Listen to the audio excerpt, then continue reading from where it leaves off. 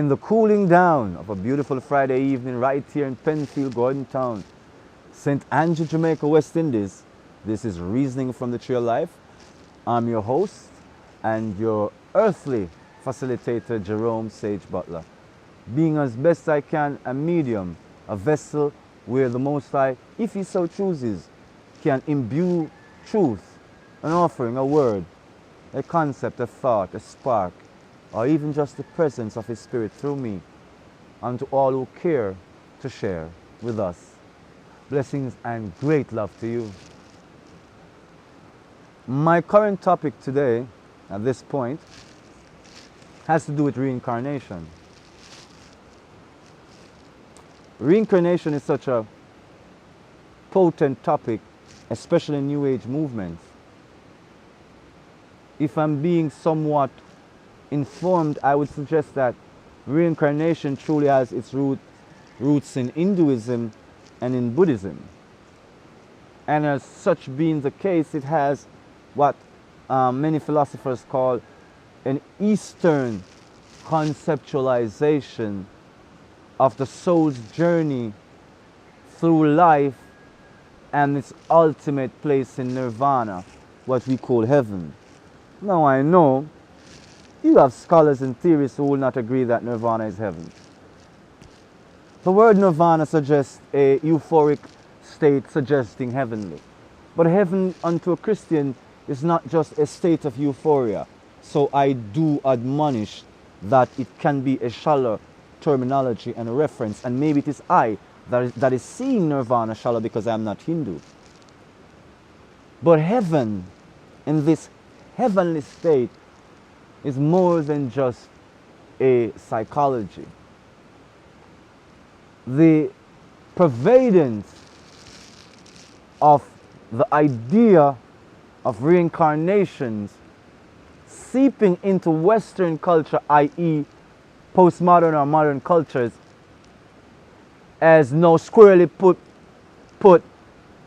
the essence and the argument of a soul returning from a hiatus, maybe beyond the purgatory of the Catholics, an hiatus in the heavenly realms, back into form and flesh to complete a holy heavenly work, or just to continue the soul's journey towards fulfillment or complete awakening. I didn't know where my views on reincarnation or the reincarnated soul was until my awakening from the underworld, when I spoke in the moment to Christ, when I had His attention and I had the godly attention to ask in that moment many questions of which have spawned these video presentations. One of my questions was about reincarnation.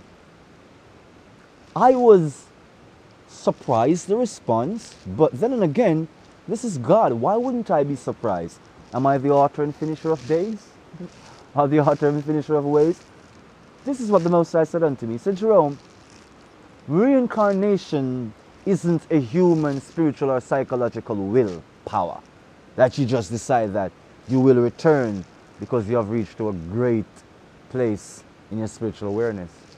On the contrary, mon frère, reincarnation is solely in the providence and in the hands of the Most High God. Hallelujah, that's what came across to me. He says, let me explain something about reincarnation.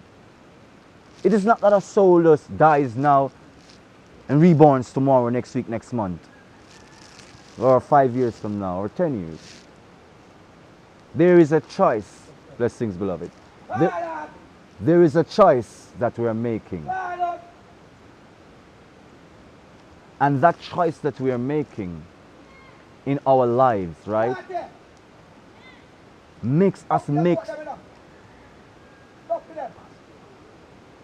The pause? Yes. Sorry about that. I guess we'll edit that part out. Blessings. Passing a good word, you know, just the inopportune moment. The providence of the soul deciding that it will come back in life is based upon the devotions and the kind of life it has lived, and the Most High showing favor upon that soul and deciding that that soul in this point in time can be of help to those along the spiritual journey. So the Most High called forward for the spirit of the saint to return into a life, to be of a guiding star and a principled help to those of us who are on this journey, who need the kind of magnetic connection to a being who has already been through this experience, to a dimension, to a degree, and to an awareness. And in the right hands, the hands of God, value and meaning can come from such an individual. So the Most High says that reincarnation is in his hand, and that a soul can be called back 10,000 years after it lived. 1,000 years, 500 years, or indeed the day after, a week after, a month after. That is not in the hands of man, or in the hands of securing a boon. It's in the hands of God. Blessings, beloved. It's in the hands of God. It is the Most High who decides. So when philosophies develop around a divine event, I can understand that for the signs and wonders of life, man is looking for the reoccurrence of such events. And then they say, well, this shows that you were once here. And it shows that the soul is aware of its presence.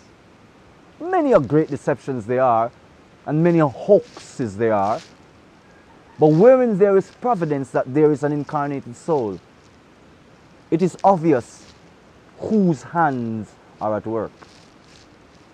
So there is past lives regression therapy and theories and theorems that lead to this kind of a psychological, through hypnotics and the likes, a kind of a trancing and the kind of eliciting of information from these transitory states of these beings being maneuvered, guided, navigated to look into the cracks within their chakras, within their souls, to see, and upon seeing what is these mirages of past experiences. The soul is sure, and as such,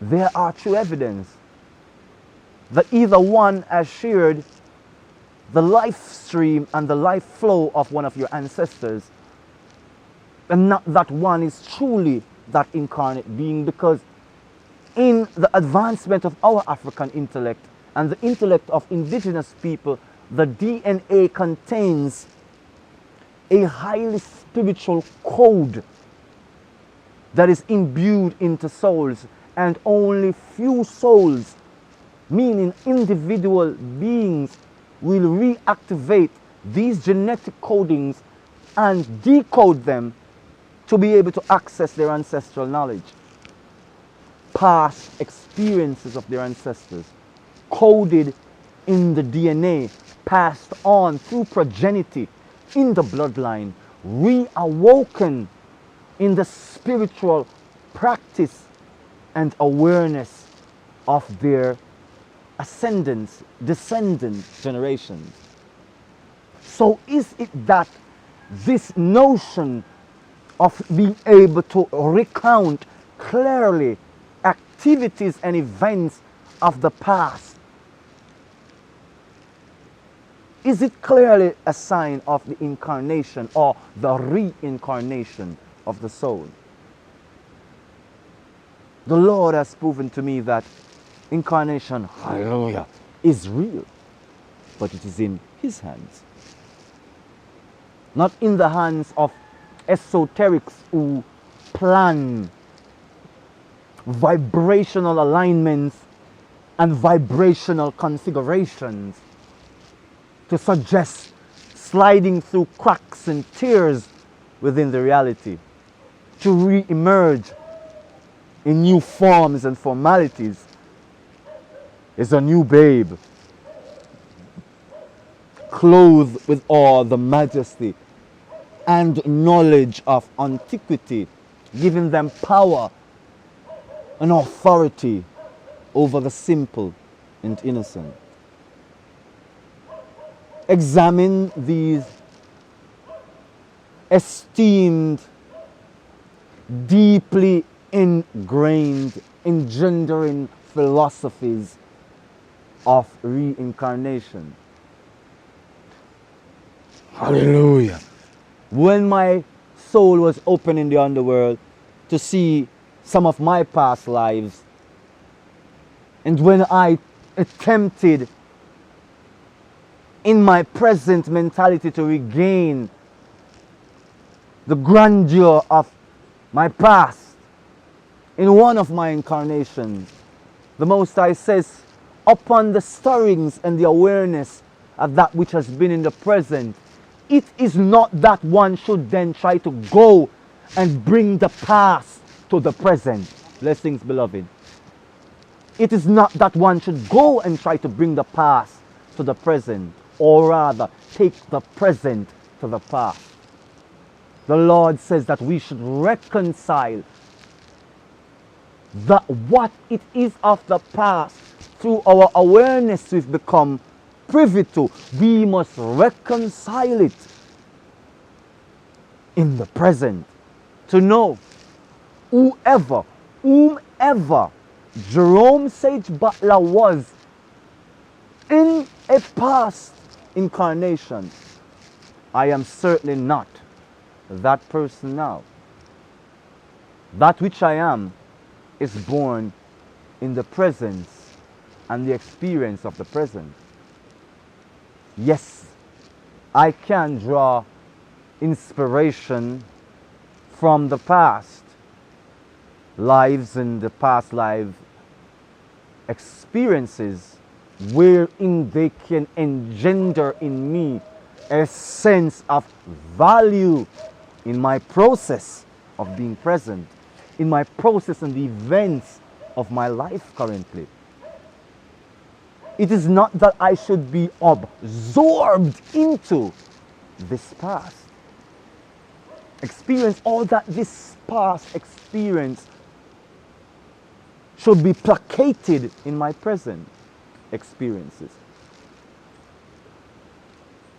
I know, I feel, and I can relate to how it is the sense and the semblance of an idea that says to us, we were once awesome and great.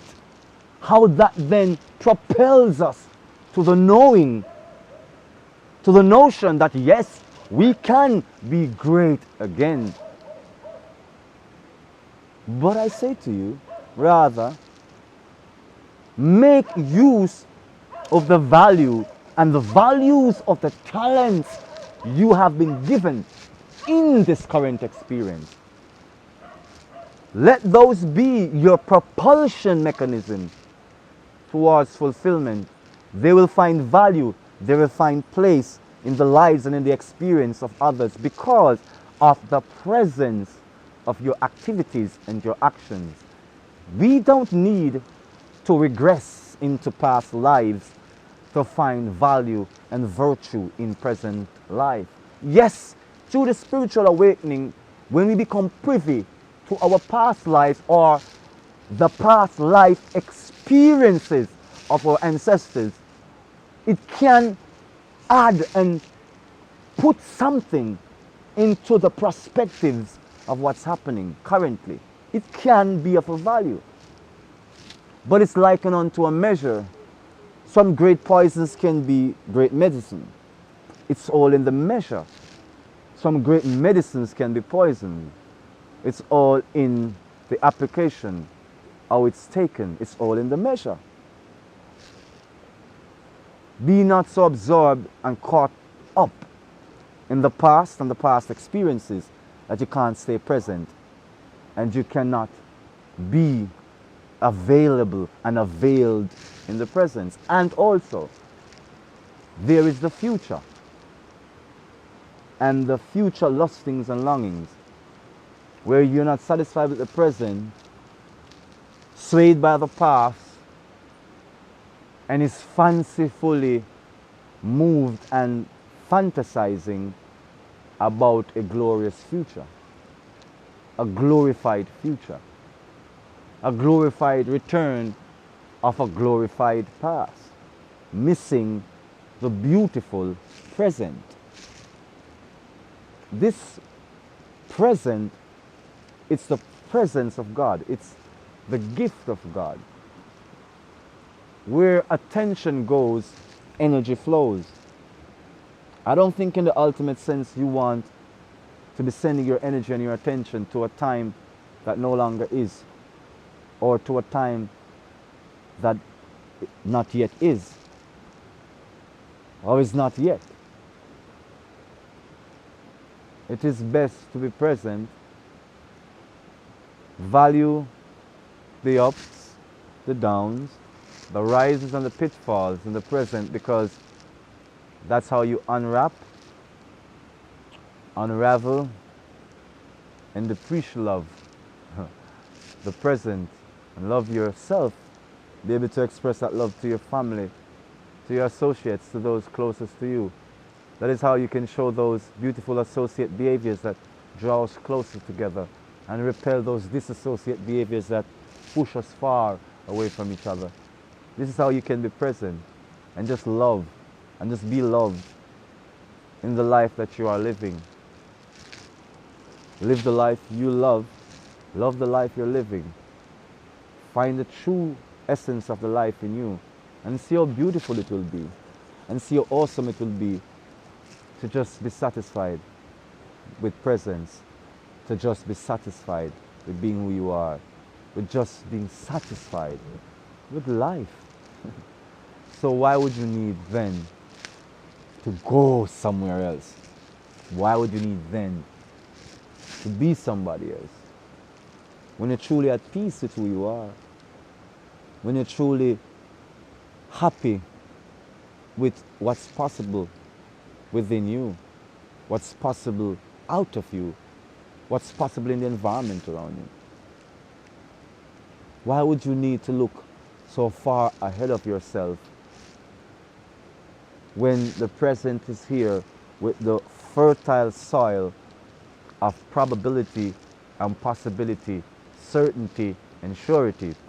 Begin to sow in the certainty and in the surety, and you will reap in the absolute confident, abundant present. You'll reap your rewards in the present, and you will be present to unravel your present, which is the presence. So, beloved, I do not know how much value I have offered you on your journey and in your understandings of reincarnation. I hope my offerings have given you a sense of presence, of being aware of the now, that you can be confident and be thankful and be happy for the now. And even though the circumstances in the now might not be to your liking, from the right state of mind, you will adjust. You can adjust. And you should adjust to better comforts. When you are of a more comfortable, positive experience, you resonate that. The environment feels the harmony. And you feel the harmony from the environment. You are sourcing from the wellspring is sourcing from you. You are synchronized, abundant presence, awesome synchronicity. It is beautiful. I currently am going through it right now. I am hearing the subtleties of the river as my feeling and my emotions, as it is gently just coursing from my left hand through my being, through my chest, over through my right hand, through my right ear, coming from my left ear, just ever so subtly bringing harmony. I have grown to really appreciate and love this presence that comes from being aware and being present in the multiple moments that configure my life.